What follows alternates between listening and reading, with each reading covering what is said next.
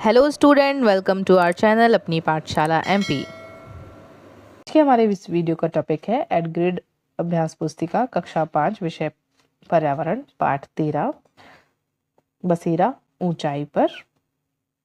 यहाँ पर देखते हैं हम सबसे पहले सही विकल्प पहला है किसी व्यक्ति को ठंडे स्थान पर जाना है, उसके पास सामान ज़्यादा भारी हो गया है, आप उसे किससे बनी स्वेटर ले जाने की सलाह देंगे? पश्मीना ऊन की बनी। अब देखिए चांगपा के लोगों द्वारा बनाए जाने वाले टेंटों को कहते हैं रेबो। तीसरा, आपको पहाड़ पर एक टेंट में 2 दिन अकेले रहना है तो आप कौन कौन से समूह की वस्तुएं अपने साथ लेकर जाएंगे? बैग, बिस्तर और बिस्किट। चौथा देखिए श्रीनगर का एक परिवार डल लेक में मछली पकड़ता है, पानी में उगने वाली सब्जियां उगाता है व खाता है, साथ ही कमल की फूल टूरिस्ट को बेचता है। यह परिवार किस प्रकार के घर में रहता होगा? तो डूंगा, क्योंकि वह श्रीनगर का है। अब देखिए रिक्त स्थान, लेक के घरों की दीवार मिट्टी से बनी होती है और चूने से पुताई होती है। तापमान को डिग्री सेल्सियस में लिखते हैं।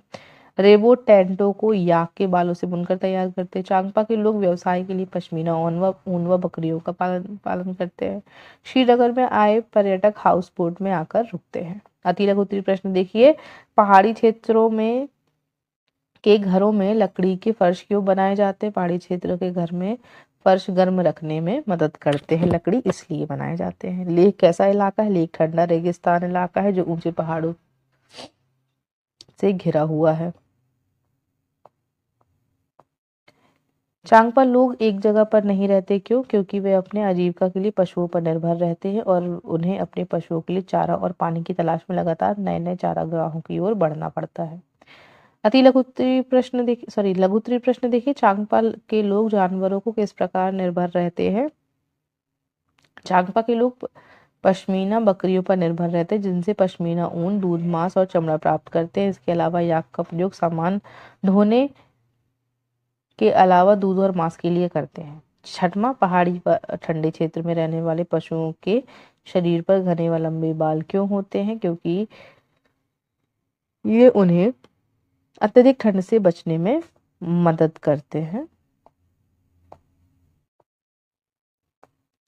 आगे देखिए प्रश्न नंबर है हमारा 7वां, ताशी के इलाके के लोग सर्दियों में घर की किस मंजिल पर रहते हैं और क्यों? ताशी के इलाके लद्दाख में लोग सर्दियों में घर की निचली मंजिल पर रहते हैं, क्योंकि निचली मंजिल पर खिड़कियां नहीं होती जिससे ठंड कम आती है।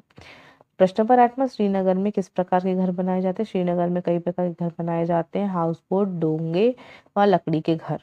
दीर्घ उत्तरीय प्रश्न देखिए, दिए गए भारत के मानचित्र में मुंबई से दिल्ली जाते समय पड़ने वाले राज्यों के को अलग अलग रंग से भरिए। तो दिल्ली से कहाँ तक जाना है हमें? मुंबई। तो मुंबई कहाँ पड़ता है? महाराष्ट्र यहाँ पर। तो दिल्ली से हमें महाराष्ट्र जाना है तो कौन कौन से राज्य पड़ेंगे? राजस्थान, गुजरात और महाराष्ट्र की तरफ हम पहुंचेंगे।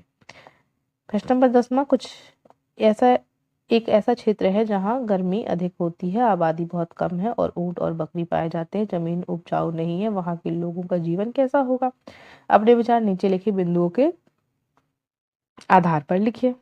घर, मिट्टी, पत्थर व अस्थायी सामग्री जैसे टेंट, भोजन, ऊँटनी का दूध, बकरी का दूध, मांस और पौधे। व्यवसाय, मुख्य व्यवसाय पशुपालन, यातायात का मुख्य साधन ऊँट होते हैं। तो इसी के साथ हमने सीखा कि ठंडे प्रदेशों में लोग कैसे रहते हैं, उनके घर कैसे बनते हैं और पशुपालन पर कौन निर्भर होते हैं। तो आप इसको पढ़ेंगे और बहुत अच्छी तरह से समझेंगे।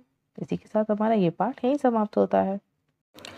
सो आई होप आपको ये वीडियो समझ आ गया होगा। इस प्रकार की वीडियो को देखने के लिए हमारे वीडियो को लाइक करें एंड शेयर करें, चैनल को सब्सक्राइब करें। Thank you everyone.